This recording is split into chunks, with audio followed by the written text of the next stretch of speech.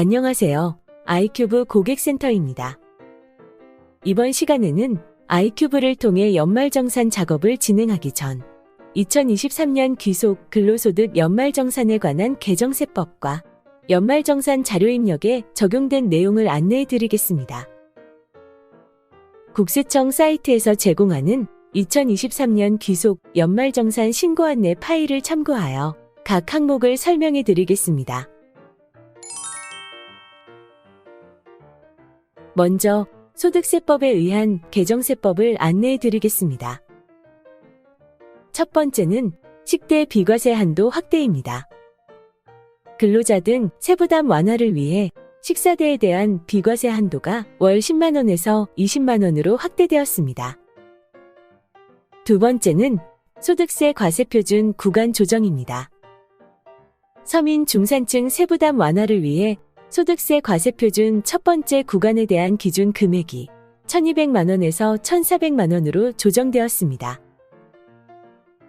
세 번째는 근로소득 세액공제 한도 축소입니다. 과세표준 조정에 따른 고소득자의 공제액 축소를 위해 근로소득 세액공제 최고 급여 구간 및 공제 한도가 신설되었습니다. 네 번째는 연금계좌 세제 혜택 확대입니다.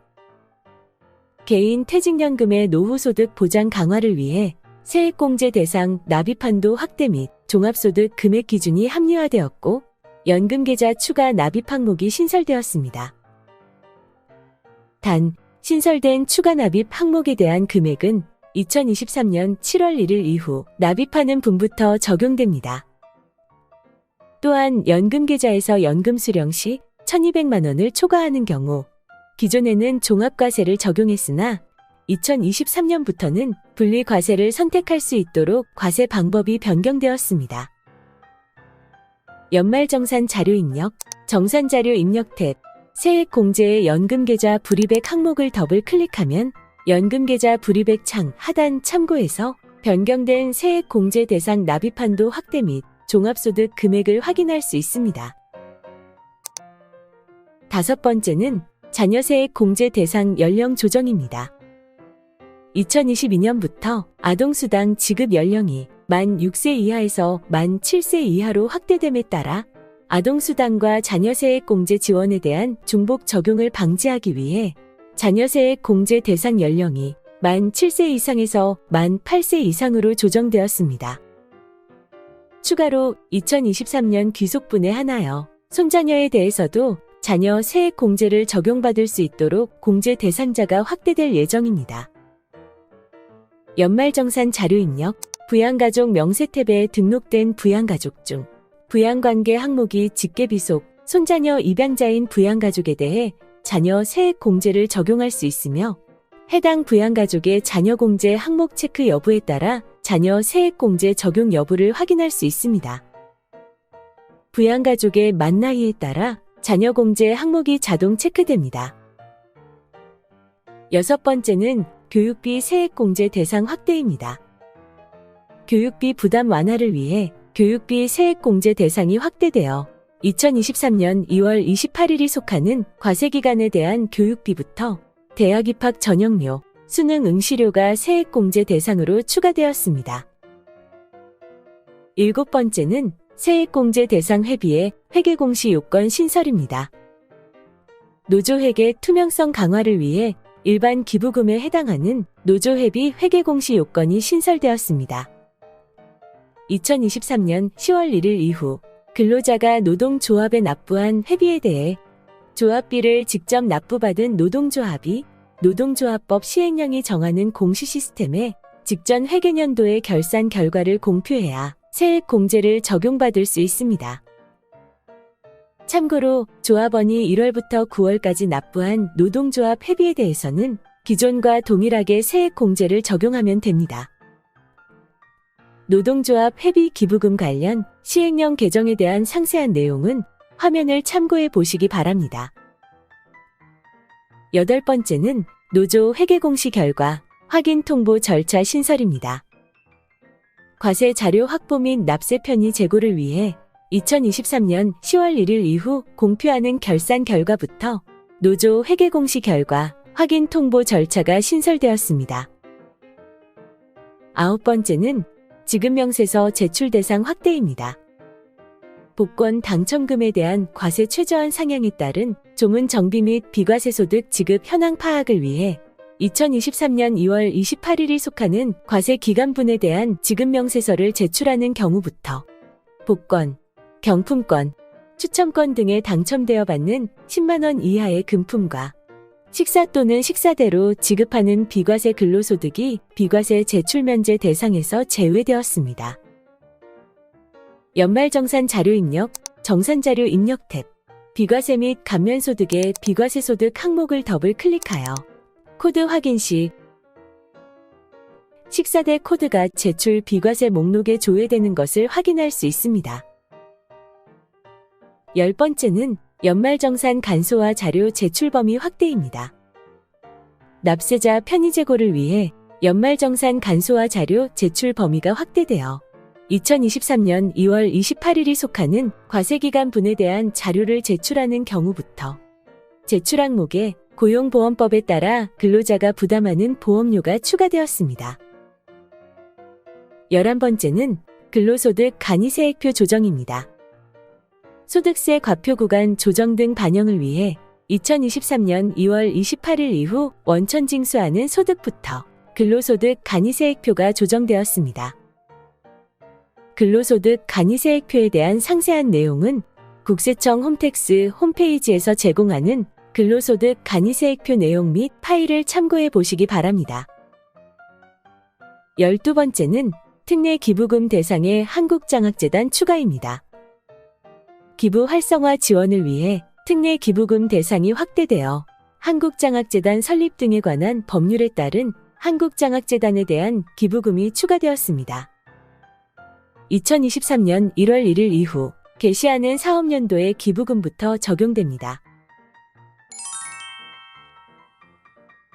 다음으로 조세특례 제한법에 의한 개정세법을 안내해 드리겠습니다. 13번째는 내국인 우수 인력 국내 복귀자 소득세 감면기간 확대 및 적용기한 연장입니다. 해외 우수 인재의 국내 복귀 지원 강화를 위해 내국인 우수 인력 국내 복귀 시 소득세 감면에 대한 감면 기간이 10년간 50%로 확대되었고 적용 기한이 2025년 12월 31일까지 연장되었습니다. 14번째로 중소기업 취업자에 대한 소득세 감면 한도 확대입니다. 중소기업 취업 지원을 위해 중소기업 취업자에 대한 소득세 감면 한도가 연간 150만 원에서 200만 원으로 확대되었습니다. 연말정산 자료 입력에서 중소기업 취업자에 대한 감면소득을 반영하면 정산자료 입력 탭 세액 감면에 중소기업 취업자 세액 감면 항목을 더블 클릭 시 감면 대상 세액이 200만 원 한도로 반영됩니다. 15번째로 월세 세액 공제 확대입니다. 서민 주거비 부담 완화를 위해 월세 세액 공제에 대한 공제율이 총급여 7천만 원 이하자는 월세액의 10%에서 15%, 총급여 5,500만 원 이하자는 월세액의 12%에서 17%까지 상향되었습니다. 또한 대상 주택 기준도 국민주택 규모 이하 또는 기준시가 3억 원 이하에서 국민주택 규모 이하 또는 기준시가 4억 원 이하로 완화되었습니다. 연말정산 자료 입력, 정산자료 입력 탭에서 월세 세액 공제 지출액 항목을 더블 클릭하면 월세 세액 공제 지출액 창 하단에서 공제율 정보를 확인할 수 있습니다. 16번째는 스톡옵션 세제 지원 강화입니다.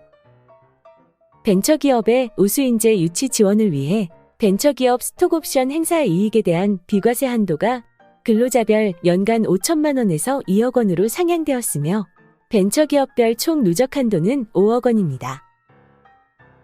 또한 분할납부 특례 대상이 확대되어 분할납부 대상에 코스피, 코스닥 상장 벤처기업 스톡옵션 행사 이익이 추가되었습니다. 17번째는 벤처기업 스톡옵션 과세 이연 특례 명확화입니다.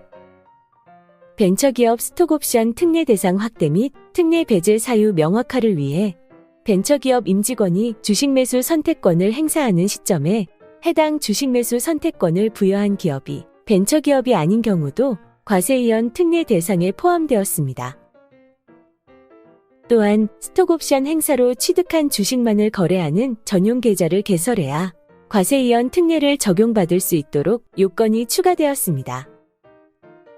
전용 계좌 요건과 관련하여 특례 배제 사유도 추가되었습니다. 전용 계좌 요건을 충족하지 않는다면 해당 요건을 미충족한 날에 행사 차익이 귀속된 것으로 보아 소득세가 과세됩니다. 18번째로 고향사랑 기부금에 대한 세액공제 신설입니다. 지자체에 대한 소액 기부 활성화를 위해 고향사랑 기부금에 대한 세액공제가 신설되었습니다. 거주자가 고향사랑 기부금에 관한 법률에 따라 2023년 1월 1일 이후 연 500만 원 한도로 지방자치단체에 기부한 금액에 대해 기부금이 10만 원 이하인 경우 110분의 100, 10만 원을 초과하는 금액의 경우 100분의 15에 해당하는 금액을 세액 공제받을 수 있습니다. 연말정산 자료 입력, 기부금 명세 탭에서 기부금 구분 선택 시 고향사랑 기부금 코드가 추가된 것을 확인할 수 있습니다. 19번째는 주택청약 종합저축에 대한 소득공제 적용 기한 연장입니다.